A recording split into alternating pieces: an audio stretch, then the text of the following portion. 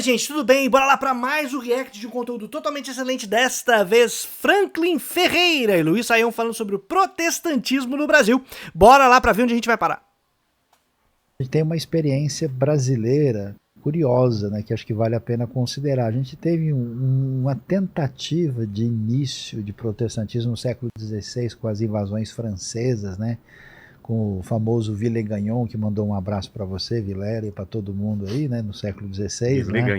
Villegagnon, que chegou lá no Rio de Janeiro, 10 de março de 1557, não é isso? 55, 55, né? Que é o primeiro culto protestante oficialmente nas Américas, né? E, só que isso não vinga, né, nem a presença dos holandeses, e aí só no século XIX, quando o Brasil vai se abrir, né, já no período aí de Dom Pedro II, e que vai ter uma abertura, né, com uma nova Constituição, e que permite, por causa da imigração de suíços, de alemães, presença de ingleses, se permite que os terríveis protestantes tenham uma liberdade controlada dentro dos seus próprios ambientes. Então a gente não é, essas imigrações elas não foram sem propósito. Elas também receberam incentivo, são os primeiros incentivos para trazer europeus para Terra Brasília, para aqui para nossa terrinha, num projeto já de saído da chamada colônia, né, para construção do Estado independente, da independência brasileira, o Império Brasileiro, vamos dizer assim, né, com a família real coordenando os primeiros movimentos de modernização desse território aqui, num processo de modernização que é de inclusão dele na organização e coordenação do mercado mundial que está surgindo, dados também os processos de industrialização no centro, né? Então o centro do europeu está se desenvolvendo muito rápido dentro do processo de industrialização, aproveitando as estruturas existentes das relações colonialistas, que em outros territórios se mantêm, mas na América Latina, dados os processos de independência subsequentes, não vão ser mais colonialismo, senão agora um outro tipo de relação, e os países que estão se tornando independentes, conseguindo sua independência política, vão querer se inserir nessa nova dinâmica de relações de produção dentro desse chamado mercado mundial que está surgindo. E aí, para isso, então, se incluem de maneira subserviente ou periférica, porque não estão deflagrando o processo de industrialização, mas querem dar uma atualizada aí na sua estrutura econômica e social. E para isso, então, deflagram processos de modernização. No Brasil, esse processo de modernização ele é deflagrado de um ponto de vista de uma elite branca, europeia, não crioula ou criolha, como seria na América Latina, que são burguesias, lideranças locais, que não são propriamente estrangeiros, são filhos de espanhóis, tudo mais, mestiços, essa galera toda, mas que faz uma elite local embranquecida, mas que luta contra os europeus. No nosso caso não, é a assimilação dessa estrutura europeia propriamente dita, e que tem uma mentalidade de modernização extremamente racista, então incentiva trazer pessoas trabalhadoras, operários, operárias, pequenos proprietários de terras, brancos dos países europeus, imaginando que isso também já está ali numa linhagem, num caminho de modernização eugenista, racista, que fique claro, e que tem seus primeiros incentivos a migrações. Então, esses incentivos para a galera vir, você tem que então quebrar certas leis herdadas da estrutura católica antiprotestante que a gente teve aqui, dado todo o processo ali de modernização da própria Igreja Católica, de luta contra o protestantismo, né, das missões jesuítas e tudo mais, o pessoal como é que é o nome? Das campanhas de Jesus, né, essa parada toda, que eram maneiras de você tentar manter a estrutura católica. Nisso você tem leis antiprotestantes. Agora, se você quer fazer uma modernização e você pressupõe que é importante trazer branco europeu para cá, você vai ter que fazer uma flexibilização disso daí. Então é nessas dinâmicas que a flexibilização rola. A gente tem aí mais ou menos 200 anos de tradição protestante no Brasil, vamos dizer, enraizada, principalmente nessas comunidades imigrantes, né, que também tiveram aí a presença de americanos que vieram para cá por causa da guerra civil americana e Santa Bárbara do Oeste, americana. A Rita Lee Jones Bom, se vocês puderem dar uma olhada no react que a gente fez, a professora Jaqueline Teixeira, ela comenta sobre essas vindas de americanos, estadunidenses, né, que vieram para cá por causa da guerra civil, e ela indica, né, ela é da cidade de Piracicaba, se não me engano, e fala que os batistas que vieram para cá, boa parte deles, brancos, sulistas, escravagistas, e que tinham em sua teologia uma ideologia escravagista. Então é engraçado porque em Americana, em não sei o que lá, esses americanos, já tá incutido na cabeça da galera essa admiração aos estadunidenses que vieram para cá. Você vê que eles receberam um destaque impressionante, sem nenhuma crítica, sem nenhum apontamento, sem nenhuma avaliação autocrítica, é só proselitismo. E aí o proselitismo faz você aceitar cada coisa. Descendente desses americanos, ela não curtia muito isso, mas não deixa de ser verdade. Confederados. Era neta de metodistas. Confederados, por isso que ela não gosta.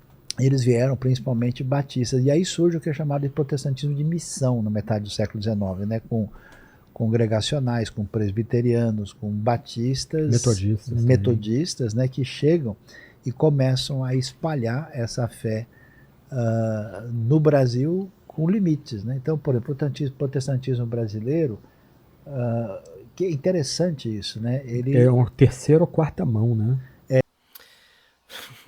Vamos lá. É óbvio que é com limites, porque chega aqui, vai para os centros das cidades, já vem pessoas financiadas, porque são, gente, esse negócio das missões a gente tem que levar a sério. São igrejas gringas incentivando pessoas para virem para cá, já com salário de pastor ou de reverendo, já ocupando certos cargos de liderança para criar as suas missões mesmo. E essas missões têm múltiplas funções políticas, imperialistas, também locais, às vezes só da denominação querendo garantir seu cantinho em novos mundos, em novos territórios. Então o pessoal chega aqui já com salário, essa coisa toda, já tem uma formação, qualificação, chega nos centros das cidades. Então se você for olhar as primeiras igrejas desse protestantismo mais tradicional, clássico, histórico, sei lá que nome que a gente vai dar, são sempre no centro das cidades, são em regiões centrais. São as primeiras igrejas que estão sempre no centro. Aí a segunda, a terceira, a quarta vai indo para as periferias. Então é uma estrutura de igreja que já chega institucionalizada, muito bem montada, com dinheiro estrangeiro de fora. E aí eu recomendo o react que a gente fez ao professor Gedeon Freire Alencar, em que ele comenta a respeito dessas dinâmicas, já com uma doutrina muito clara, essa parada toda, e atende a interesses de classes médias, já ocupam uma posição de classe média. Tem limites de classe, tem limites teológicos, tem limites dessas estruturas institucionais mais rígidas, doutrinárias, dogmáticas, dos projetos que vêm para cá com suas qualificações, né, quais são seus objetivos, tudo isso realmente limita a galera. E aí você não vai cruzar certas barreiras. Mas vamos lá. É muito diferente porque ele tinha limitações, não podia construir uma igreja protestante. A não ser uma cidade de predominância alemã ou suíça, Nova Friburgo, por exemplo, ou cidades do sul, que é migração alemã, né? Nova Petrópolis. Você podia fazer alguma coisa assim, mas as igrejas não podiam ser igrejas mesmo, elas sempre... Não podia ter campanário, não podia ter cruz, tudo proibido pelo Estado, né? Era tudo cara de caixote, né? Como igreja de periferia. Uma casa simples, com a placa é mais nada. Né? Mas o que acontece é que, por incrível que pareça, esse protestantismo que surge, protestantismo histórico, ele era um agente transformador na direção da modernidade. Quem realmente tinha essas questões de perseguição, elas vão mudando, alterando e vai quebrando esse processo lentamente, mas isso também cria dentro dos movimentos protestantes e evangélicos uma relação de disputa, de competição com o catolicismo. E aí você tem, então, agora, socialmente, uma base de luta entre esses dois grupos, o que vai criar uma dinâmica de certo animosidade, né? Então a gente vai ter sempre um protestante criticando o católico, buscando o seu espaço e lutando por questões políticas e de poder também. E isso marca o protestantismo, o evangelicalismo até hoje e parte do catolicismo também, tá? Então isso é importante da gente chamar a atenção e bora lá. Pensava em estudo, em conhecimento, em progresso, educação para todos. Educação é que se associou a esse protestantismo original que se estabelece no século XIX, apesar de muita perseguição, um protestante não podia ser enterrado no mesmo cemitério. Até isso. Por que foi fundado Mackenzie? Não, porque os cemitérios eram católicos, eram confessionais. E aí mesmo a aliança entre a Igreja Católica e o Estado era muito, muito forte. Aí quando a gente vai ter uma fundação da República no final do século XIX para o começo do século XX, a gente tem uma mudança daí radical. Então a gente tem que saber diferenciar quais são cada um desses períodos e desses tempos, para a gente poder saber de quem nós estamos falando. Porque o protestante não pode estudar numa escola comum. Não então poderia. Existe uma repressão. Como protestante? Né? Ele não poderia ser enterrado num cemitério católico, que era Campo Santo. Aí tem que ter outro cemitério protestante. Como tem Por aqui isso em que São foi Paulo. fundado. Foi em função dessa relação de discriminação. Né? E aí fica difícil da gente achar que tudo bem com esse tipo de procedimento. Né? E por incrível que pareça, principalmente por trabalho de gente leiga, principalmente por gente que saiu distribuindo a Bíblia pelos interiores do Brasil, esse protestantismo começa a se desenvolver e a crescer e vai ter um impacto muito significativo na formação da realidade brasileira. Assim, eu acho que a gente já não tá mais falando do pessoal reformado quando você tá falando da distribuição de Bíblia, de missões, da galera indo pros interiores. Acho que a gente já tá com o pezinho em outro grupo aí, mano. Ei. Quem faz expandir esse bagulho aí é uma coisinha chamada pentecostais. Mas a gente vai ter uma transição, né? No começo do século XX a gente tem uma chegada dos chamados movimentos pentecostais, com agora sim, distintos, que as Assembleias de Deus e a Congregação Cristã do Brasil, né? Chegando aí com 2 missionários suecos, conhecido, né? O famoso Gunnar Wingren e Daniel Berg. A respeito de Gunnar Wingren e Daniel Berg, eu recomendo muito que vocês leiam o livro do Gideon Freire Alencar sobre as Assembleias de Deus. Eu não lembro o título completo agora, mas é legal porque é o trabalho que ele faz detido nas Assembleias de Deus e você consegue ver ali o histórico de construção, transformação, mudanças e uma quebra de uma série de mitos. Porque essas duas personagens, a partir dos anos 50, com a institucionalização das Assembleias de Deus, foram mitificadas. De verdade. E aí a gente que vem de berço assembleiano e tudo mais, nós aprendemos a narrativa mítica de Daniel Berg e de Gunnar Wingren. Sempre revelatória, cheio de espírito, não sei o que lá, e não vê as condições históricas, sociais, os processos de lutas e conflitos que houveram no começo da formação das comunidades, a perseguição que se teve contra a Frida Wingren, que é sempre esquecida, mas ela era a mulher forte desse negócio, e ela era uma das principais lideranças, se não a principal, das Assembleias de Deus em sua primeira geração, em sua primeira formação, organização e tudo mais, que era uma igreja majoritariamente feminina, por sinal. A Frida escrevia nos jornais da Assembleia no seu tempo, fazia críticas ao pessoal que queria silenciar as mulheres. Então, quer dizer, cara, tinha umas disputas de uma história muito louca que foram mitificadas, né? E na personagem do Daniel Berg e do Gunnar Wingren, que a gente praticamente não ouve falar, aliás, não ouve falar historicamente, ouve falar só miticamente, né? Só com essas figuras lendárias. E aí a gente precisa conhecer. E do meu lugarzinho de fala aqui, eu tenho talvez eu tenha um conhecimento considerável a respeito disso, tudo bem? Meu tataravô, Bruno Skolimowski, que era por parte de mãe, ele foi dessa primeira geração, tá? Ele era polonês, polaco, e estava nessa primeira geração de pentecostais convertidos, e ele é um dos primeiros pastores aí a sair fundando a igreja à torta à direita.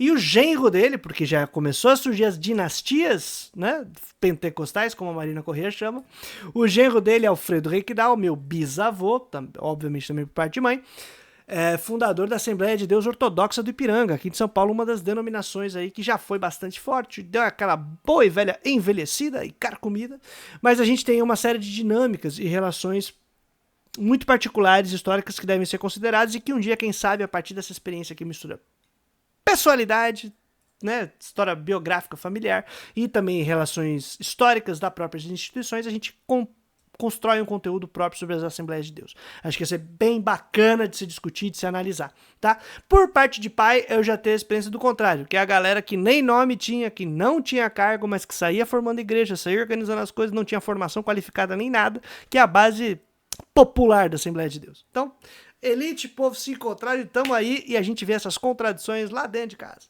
Vamos lá. E Luigi Francescon na Congregação Cristã do Brasil.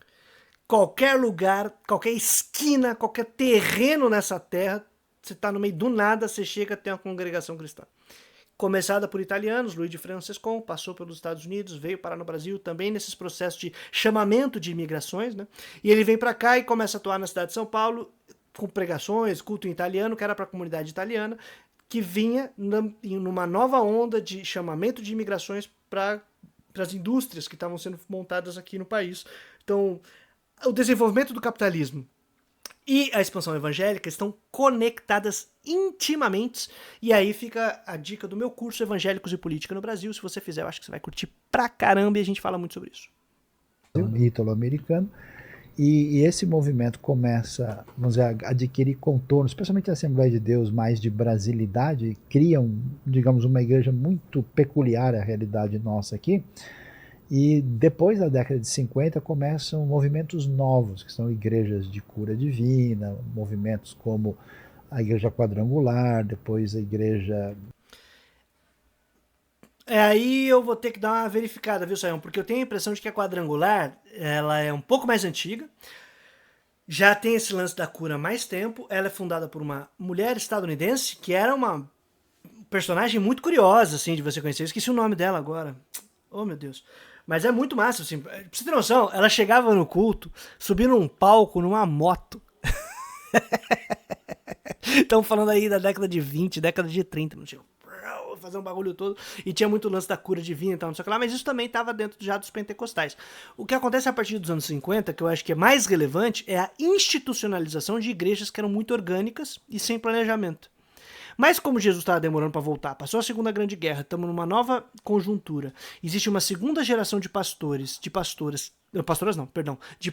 e só pastores, que excluem pastoras, é isso sim, que institucionalizam e criam regramentos sociais, regramentos próprios, internos das comunidades, e passam a planejar a expansão das igrejas, que é um grupo de classe média, escolarizado, pipipipopopó, muito conservador, que busca um alinhamento automático com a ordem vigente para poder garantir privilégios políticos em seu projeto de expansão.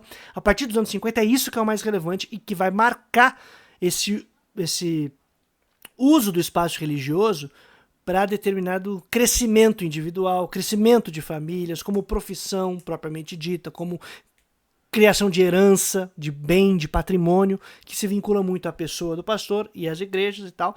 E quando chega esse lance da cura divina, que já fazia parte, já estava muito bem montada a estrutura, a partir dos anos 80, daí sim, com os neopentecostais, especificamente, nos Estados Unidos já um pouco antes, mas com o lance da criação do televangelismo, dos grandes pregadores, e a galera que faz culto em estádio, usa TV, usa essa coisa toda para um grande show, dentro de uma dinâmica também de Guerra Fria, de anticomunismo, de luta contra a teologia da libertação. Sim, isso está tudo envolvido, é uma coisa, a gente faz um conteúdo a respeito disso uma vez, algum dia, né? Desse bololô todo, aí sim, a partir dos anos 80, a gente tem essa dinâmica muito forte, mas aí nos anos 50, mas que só foi possível, possibilitada, graças à estruturação de institucionalização de uma classe média religiosa, planejando o crescimento das igrejas a partir dos anos 50. Então, só para a gente diferenciar o que é o fenômeno e o efeito do lance da cura divina, do processo de institucionalização que dá a base possível para que esse fenômeno cresça e se expanda dentro do tecido social brasileiro. Da Brasil para Cristo, Igreja Deus é Amor. E aí, a partir de 1977, nasce um negócio muito diferente chamado neopentecostalismo. Exatamente. Então, a pergunta que a gente coloca é o quê?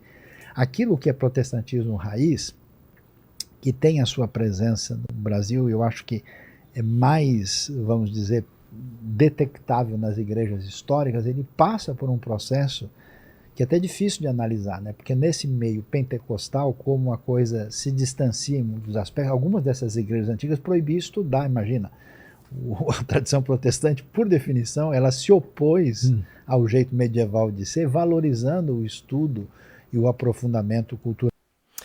Recomendo novamente ver o react do Gideon Freire Alencar e o episódio inteiro no Sim Pode Crer, tá? Gideon Freire Alencar, no episódio do podcast Sim Pode Crer. É fantástico, e aí você entende qual é o contexto e por que tinha essa questão do estudo. Não é porque o pessoal está longe do protestantismo. É exatamente pela experiência escatológica que você tem no final do século XIX, começo do século XX, com medo de fim de mundo, diante das grandes guerras, de tudo que está acontecendo. Pessoal, se Jesus está voltando, essa é a explicação que a gente tem. Se Jesus está voltando, para que você vai ficar gastando seu tempo com estudo, meu irmão? Vai cuidar da sua vida, da sua família e da salvação da alma. É pragmaticamente muito inteligente. Passado esse período, Jesus não voltou, a galera mudou completamente a dinâmica de relação com a estrutura teológica, com a religião, e passa, sim, um processo de estudos. E aí eu falo, por exemplo, da diferença do meu tataravô, da primeira geração, não é um cara estudado, é um cara muito do carisma, do espírito, sei lá, para o meu bisavô, segunda geração, que passa a institucionalizar e planejar a expansão da igreja, incentivando os estudos, constituindo a biblioteca, fazendo escolas bíblicas de formação mais dura, estrita, e aí a construção de editoras, de escolas que se pretendem depois faculdades ou centros de estudo teológico, aí sim, porque mudou a conjuntura, mudou a dinâmica. Não é só uma questão de proximidade ou não com reforma antiga, é uma questão conjuntural de percepção e interpretação da realidade. E aí é curioso, porque aí, se você olha só por esse ponto de vista, sem analisar essas coisas, você não vê a diferença de classe social e de conjuntura. Porque é óbvio, mano, a galera, majoritariamente dentro das Assembleias de Deus, também é pobre, lascado, majoritariamente classe trabalhadora, não é classe média com acesso a serviço com tanta facilidade, com acesso a direitos de educação com tanta facilidade. Ao contrário. Então, mano, você vai gastar seu tempo, não gasta com isso, gasta com outra coisa. Então, vamos lá. Natural, né? E esse pessoal entra numa pegada meio obscurantista, né? E quando chega o neopentecostalismo, aí eu não sei, acho que eu vou jogar a batata quente na mão do Franklin, na sua, para saber se esses movimentos neopentecostais podem ser considerados protestantes, então, ou a gente está vendo uma... Sim, não só pode, como deve, tá? Aí é uma posição proselitista, óbvio, de defesa de sua própria tradição. E se vocês assistirem o react que a gente fez, a palestra da professora Jaqueline Teixeira, ela faz exatamente a crítica a isso aí, ó. A um tipo de racismo que está por trás desse tipo de avaliação. Será que eles são protestantes mesmo? Será que essa experiência religiosa é igual à nossa mesmo? Cara, eu não vou me alongar nesse comentário. Assiste o react. Professora Jaqueline Teixeira. Vou tentar lembrar de colocar aqui na descrição. E aí, gente, desculpa. É racismo por trás de análise, tá? Outra coisa aí de... Então, a gente está falando aí de 5 ondas, né? Ondas, eu não sei se eu poderia usar essa metáfora, né? Mas o fato assim... A Batista está onde nessas ondas? Então, vamos lá, por partes aqui. Batista é histórica. Nós falamos de 4 reformas, pelo menos. Então, a luterana, a reformada, baseada em Genebra, Zurique, a anglicana, de Henrique VIII, e a Anabatista. Dessas 4, a anglicana é que vai provar mais divisões. Ah, é? Então, Subdivisões. Então, assim, mais ou menos aí 100 anos depois da fundação do anglicanismo, então começa dentro do anglicanismo um movimento de contestação do anglicanismo. Alguns pregadores, alguns eruditos de Cambridge, sobretudo, começaram a se tornar muito críticos do anglicanismo, porque eles viam o anglicanismo como uma via média. Ou seja, o anglicanismo tinha uma doutrina reformada, mas manteve a estrutura e a liturgia do catolicismo, né? Então, esses críticos começaram a ser chamados de puritanos, que não tinha nada a ver com aversão a sexo, bebida, fumo.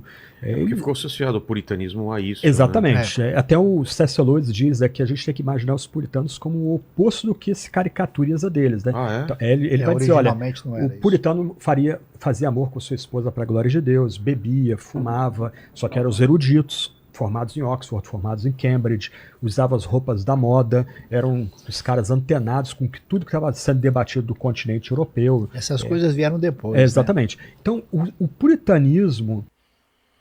Puritanismo hippie. Nasce como um movimento de crítica ao anglicanismo, que era a igreja estabelecida. Então...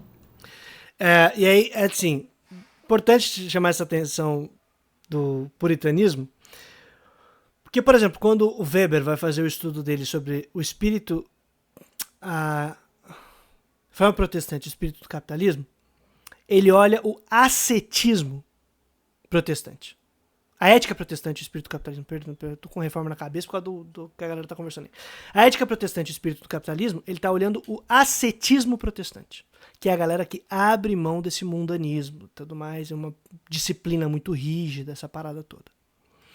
Só que como a gente viu no outro corte que a gente fez sobre essa entrevista aí, o pessoal confunde tudo, reforma, puritanismo, aí é todo tipo de ordem protestante. E Weber está focado especificamente em um, que é o ascetismo. E isso é importante por quê? Porque não é desta tradição aí mais classe média, bourgeois, burguesa, pipipi, papapá, que está antenada em tudo, que é estudada, que fuma, que bebe, que vive a vida loucamente, que vai surgir a ética protestante, do ponto de vista weberiano. Ele está olhando para outro grupo. Só para a gente poder colocar as coisas no seu lugar.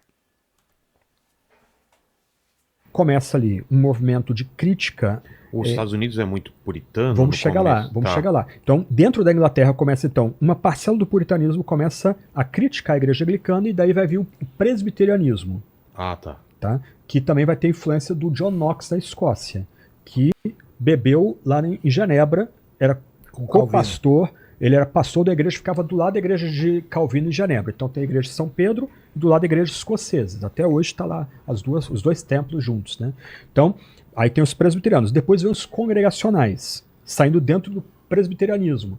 Então os presbiterianos pensando num tipo de governo representativo e rompendo com a ideia de uma única igreja episcopal, que era a igreja anglicana. Dentro do presbiterianismo, então os congregacionais começam a falar da ideia do governo da Assembleia, não do governo de presbíteros. E dentro... Presbíteros, tradição do ancianato, o pessoal que é ancião, que é mais velho, não necessariamente é mais velho, mas é um grupo representativo de conselheiros que decidem sobre a igreja. Aí no congregacional, ou se é propriamente assembleias, é que todo mundo participa das decisões, né? Então, mais democratizado ainda, ou mais radicalizado nesse âmbito de participação de todos. Então, mais difícil também de organizar e coordenar institucionalmente as relações.